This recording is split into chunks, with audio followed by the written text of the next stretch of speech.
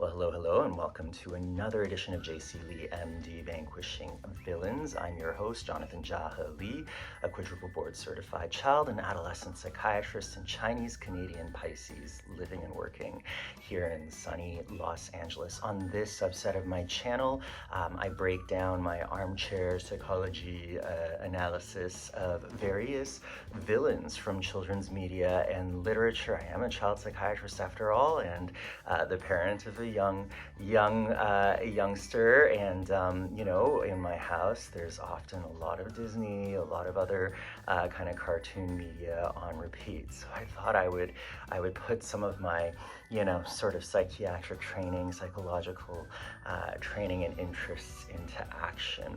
Well, today I am pleased to be giving you my analysis of Mr. Crystal, the primary villain in Sing2. For those of you who haven't seen Sing2, and I hadn't even seen Sing1 before I saw Sing2, Sing2 is essentially, the sequel, obviously, to the first, which follows the trek of a singing troupe, performing troupe from a quote podunk town as they ascend into stardom at the hands of Mr. Crystal, a music mogul who really embodies all of the characteristics of narcissism. Not only is he highly entitled, exceptionally powerful, egomaniacal, self-absorbed, sort of unable to empathize with his crew, but he really uses a lot of threats, a lot of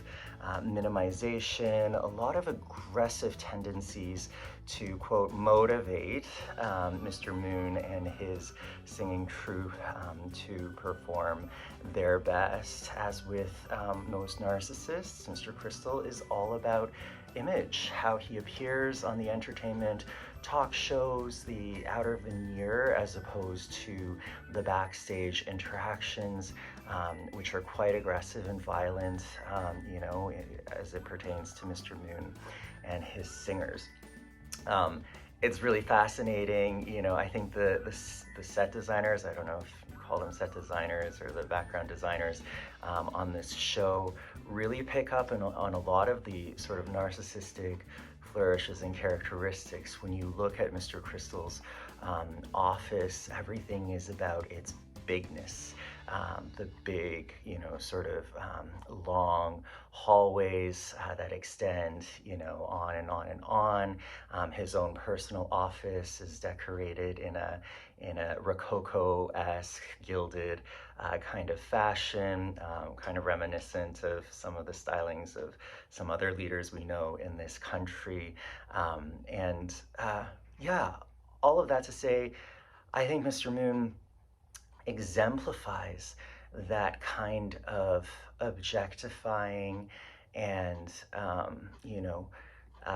exploitative dynamic that we often see with narcissistic leaders, the devil-may-care attitude as it pertains to other people's feelings, their sense of self. I mean, this is a man who literally holds Mr. Moon by his collar over the edge of a building, and then subsequently over sort of the backstage stage area, really uncaring, unable to get behind the eyes of this theater director who is really looking forward to this opportunity.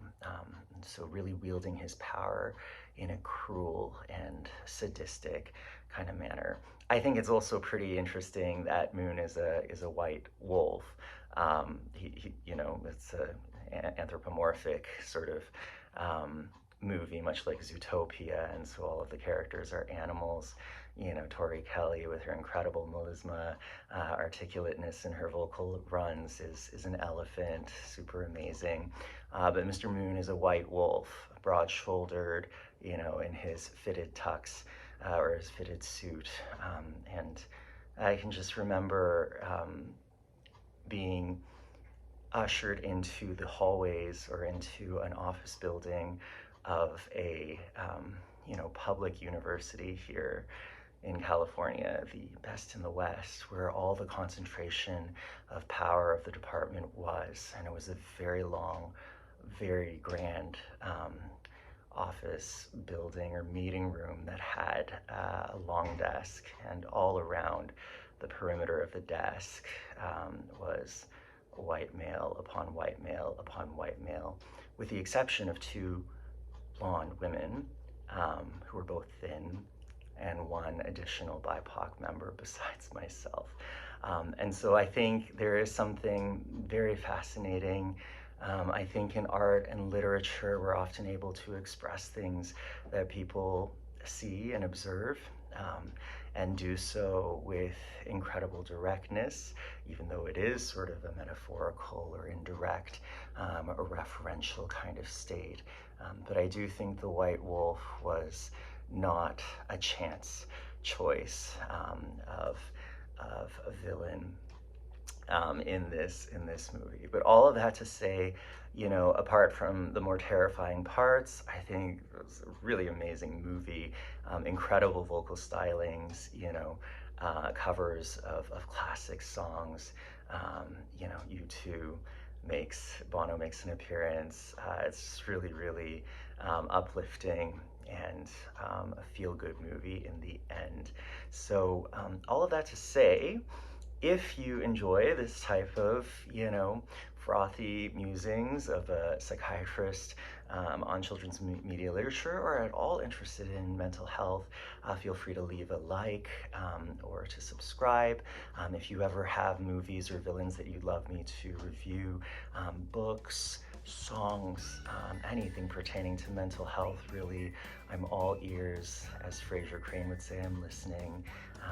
And until next time, love yourself and love others.